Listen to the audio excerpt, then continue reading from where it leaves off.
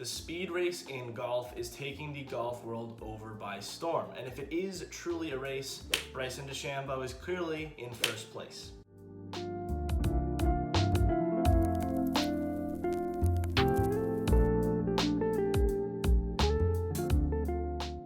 Hey everybody, I'm George Conley from Scratch Golf Tips, and today I'm going to be going over 3 different ways that you can increase your clubhead speed just like Bryson DeChambeau. Bryson DeChambeau has 322 yards average off the tee. He's maxed out his swing speed at 146 miles per hour, and he's gotten his ball speed up to 211 miles per hour. Comparing Bryson before his transformation back in 2019, that season he was averaging 118 miles per hour of clubhead speed.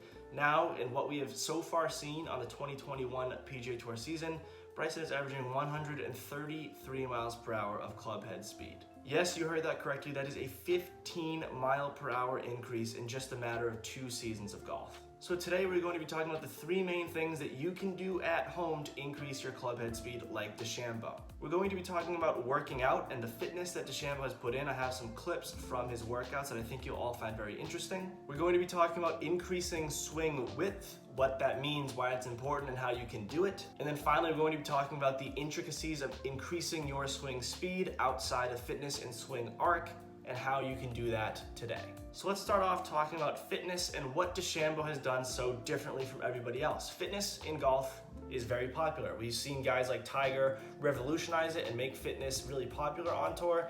And now we have guys like Rory, DJ, Brooks, who are very fit golfers, very long golfers, but Bryson seems to have just taken everything to a whole new level. In some interviews that Bryson has done about his fitness routine, he has pinpointed isolating golf-specific muscles as being some of the most helpful things he can do during a workout. Just to go through a few examples here, one thing Bryson noticed is that a lot of power comes from the side bend into impact. That means when you're coming into the ball, that you can focus on the abs and the core, but this side right here next to the abs, that side bend is something that can really generate a lot of power.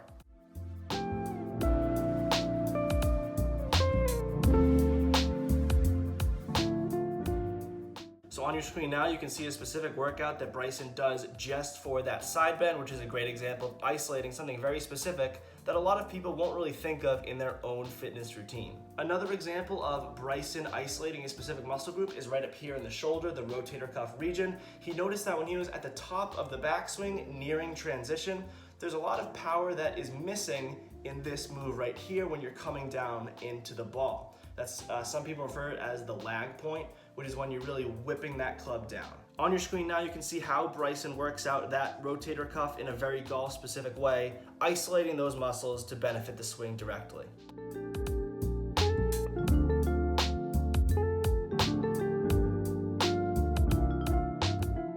There are some YouTube videos, some blog posts all over the place that can offer you some solid golf workouts. I will also link down below into a very good golf workout plan. It's specific to golf fitness. Not only are you going to be more fit as a human, but it's going to benefit your golf game as well. That's in the description. Bryson has stated that one of the best takeaways that he has had from all of this strength that he's built is just feeling more stable over the ball. Having that stability, which can help so much when you're swinging as hard as he can, is so valuable. So keep that in the back of your mind as you're trying to work out and get some more fitness in the golf swing. Next, we're going to talk about swing width or extension, which is something that is really, really important in the swing. Whether you're trying to increase your clubhead speed or not, it's so important. And this is fairly simple. If you are a right-handed golfer, your lead arm is your left arm. Keep this straight when you're coming back. It takes some flexibility, may even take some strength. If you're going back here and you have to break the arm, then you're losing that width, you're losing the extension. Just stop the swing there. We see guys like Tony Finau, John Rahm have these very short, abbreviated backswings, which is fine. They can still get it out there long, and they're keeping that arm straight. There's a great quote from the Golden Bear himself, Jack Nicklaus, about extension, where he says, "For me, creating a large arc has always depended on extending the club head fully away from my body." The only way that you can get that club head as far away from your body as possible is by keeping your arm as far away from your body as possible. So to put it simply, the wider the arc is, the longer the club head will travel, meaning the club head has more time to increase its speed. For your swing arc, keep that lead arm straight through the swing. It may take some flexibility, but there are a ton of stretches that you can do in order to increase that.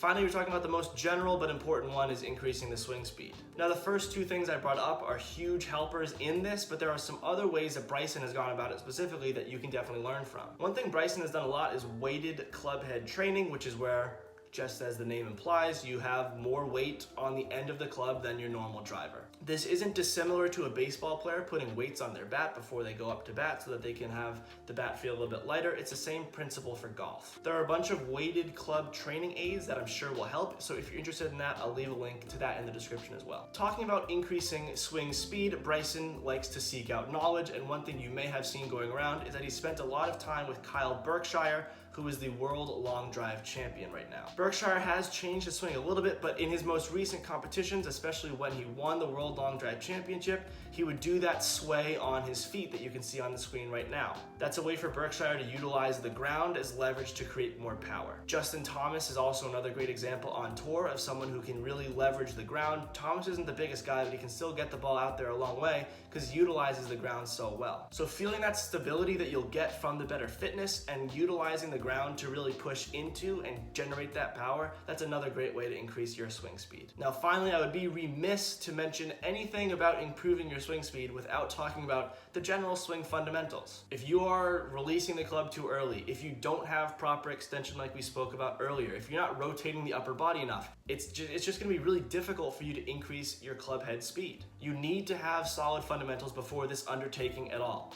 If you go into this with poor fundamentals, yes, you can increase your club head speed, but the ball still isn't going to go straight. You're not going to be able to get those desired ball flights. It's going to be practically useless. So before you go out there and really chase those high club head speed numbers, you just need to make sure your fundamentals are in check. It's practically useless to put in all that work to increase your club head speed if the fundamentals aren't there, because you're just going to be fighting an uphill battle, unnecessarily uphill. All right, I hope you learned a lot about how to increase your club head speed. The speed race in golf is very interesting. It's a big debate. Do you want to do it or do you not want to do it?